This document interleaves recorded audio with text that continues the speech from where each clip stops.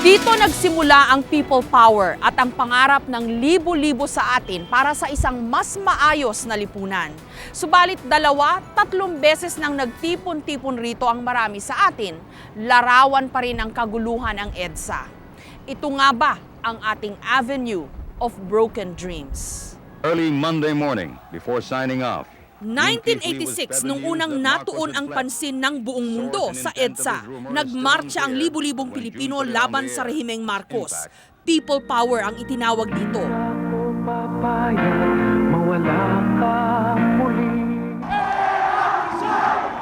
Nasinundan pa ng 2 muling pag-aaklas.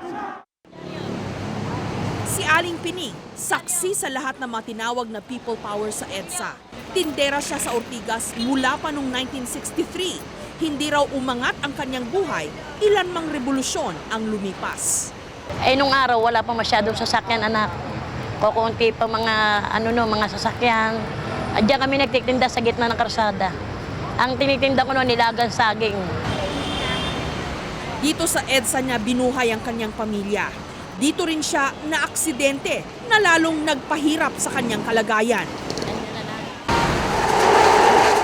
Ang EDSA, simbolo ng pagbabago. Dito mo rin makikita ang napakaraming pagbabago.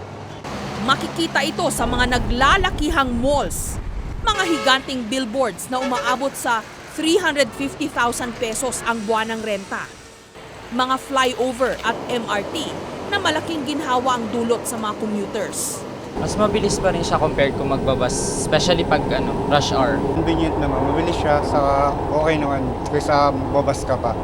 Mas mahal lang naman ng konti. Bawas kita naman ang dala ng modernisasyon para kay Rolando, isang bus driver. Kaunti na raw ang pasahero ngayon kumpara nung wala pang MRT. Pero ang hindi nagbago, tila sugal pa rin sa buhay ang magmaneho sa EDSA. Bigla na lang tatawid. Minsan nasa harapan mong ganyan.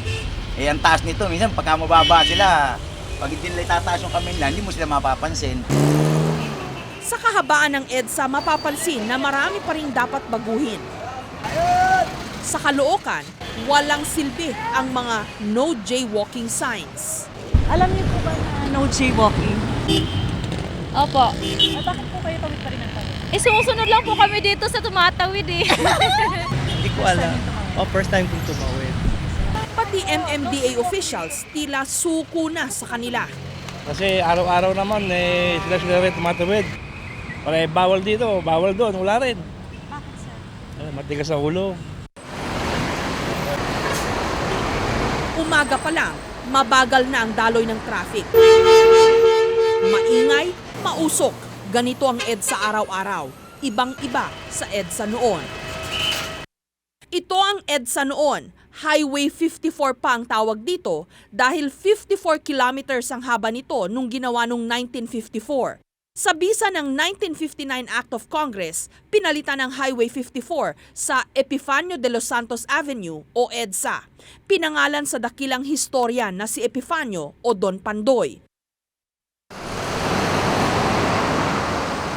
Pagsapit ng dilim, buhay pa rin ang EDSA. Simula ito ng kalakal ng ilan. Sa Cubao, naglipa na ang mga nagbebenta ng laman. Babae? Di babae dito? Meron. Pagkano? Marami pinakababa. Okay naman. Mahal lang mo.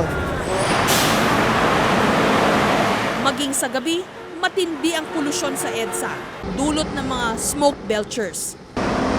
Tulad na lamang ng bus na ito, walang takot na bumabiyahe kahit walang plaka. Na-confiscate niya ng hotel. Bakit na-confiscate sir? Smoke belching. Pero sir, bakit bumabiyahe pa rin kayo? Wala, kaninang umaga lang to eh. Kaninang umaga? Pag ganun po ba sir, pwede pa rin bumiyahe? Wala namang inanuang in-advise namin. Kapansin-pansin din ang mga nagkalat na basura. Basta na lamang itinambak sa kabaan ng EDSA. Para sa ilan, isa itong pagkakakitaan. Si Boy, mas piniling mamulot kesa mangamuhan. Gusto ko yung walang amo eh. Gusto ko yung maging amo. Kasi Dati ako, marami ako napasukan na.